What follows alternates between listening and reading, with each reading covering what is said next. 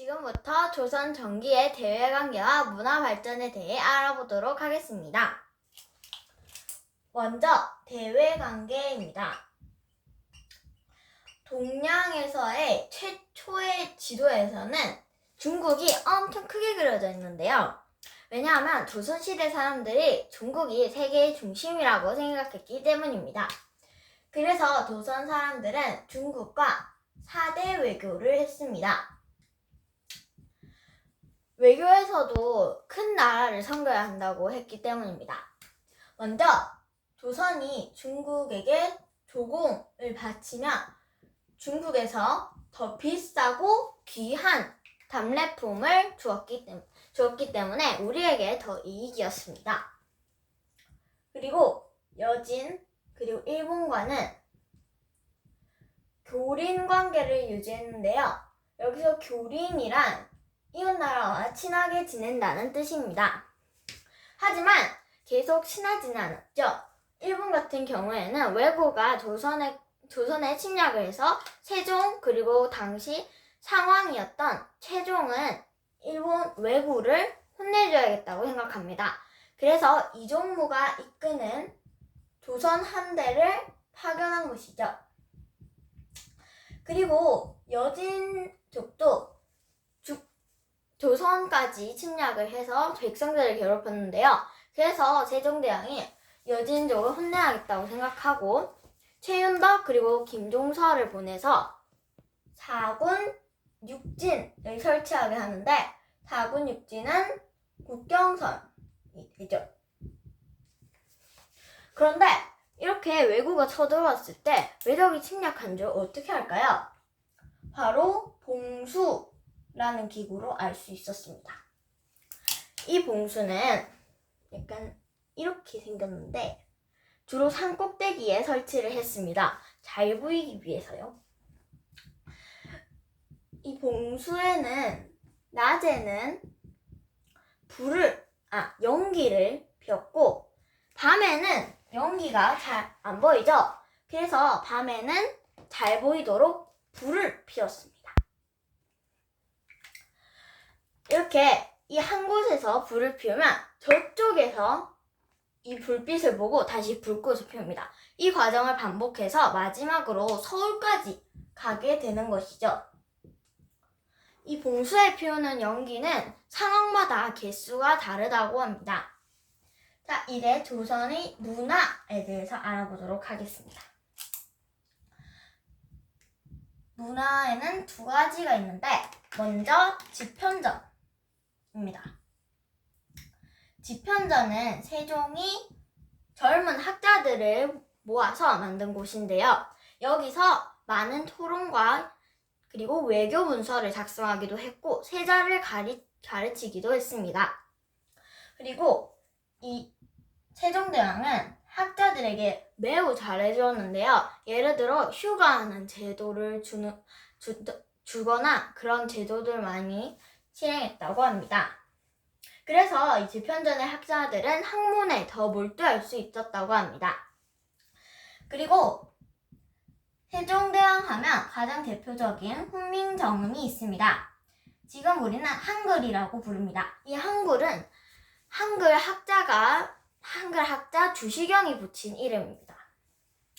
이 훈민정음은 백성을 가르치는 바른 소리라는 뜻인데 훈민정음을 왜 만든 것일까요?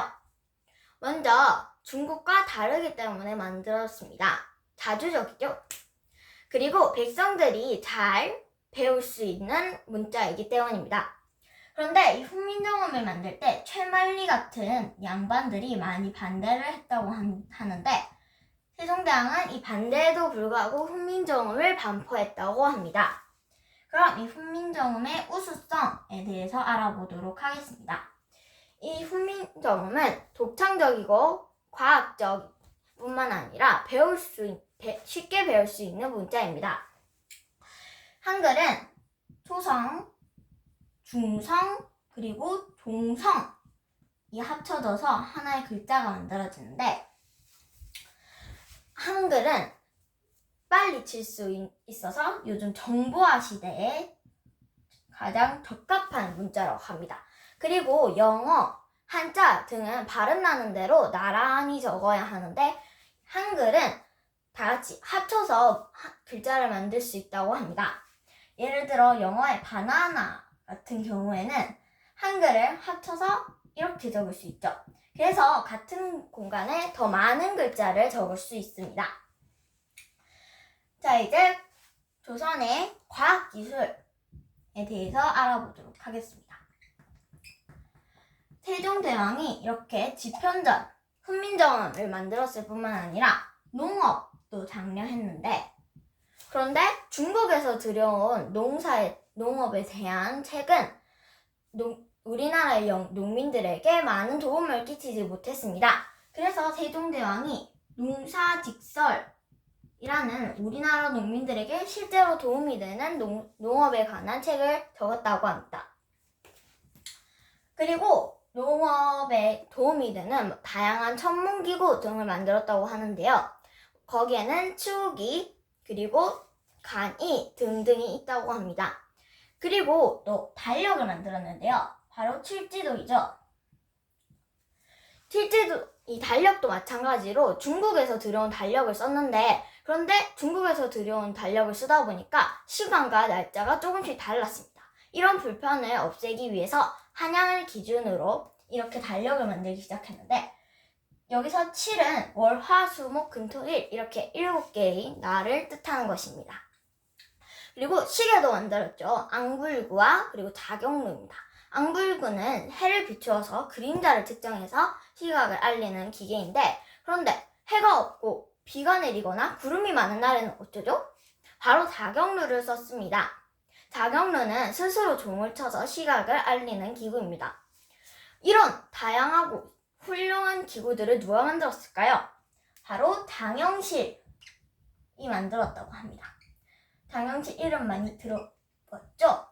장영실은 원래 노비 출신이었는데 기구를 다루는 기술이 뛰어나서 세종의 눈에 띄어서 명나라에 가서 정보 등을 얻고 다시 조선으로 넘어와서 다양한 천문기구를 세종대왕과 같이 만들었다고 합니다. 아까 말한 추구기, 자경루, 간이 그런 기구들이요. 하지만 장영실이 어느 날에 세종대왕이 가마를 제작하는 일을 맡게 되었는데요. 그런데 그 과정에서 가마가 갑자기 부러진 것입니다. 그래서 사헌부라는 신하들이 장영실을 형벌에 처하라고 했습니다. 그래서 어쩔 수 없이 장영실은 곤장을 맡게 되는데요. 여기서 세종대왕이 장영실을 배려한 거라곤 곤장 100대를 80대로 줄여주는 것밖에 없었다고 합니다. 이 장영실이 곤장을 맞은 뒤로 장영실의 행적은 전혀 남아있지 않다고 합니다. 여기까지 조선 전기의 대외관계와 문화 발전에 대해 알아보았습니다. 감사합니다.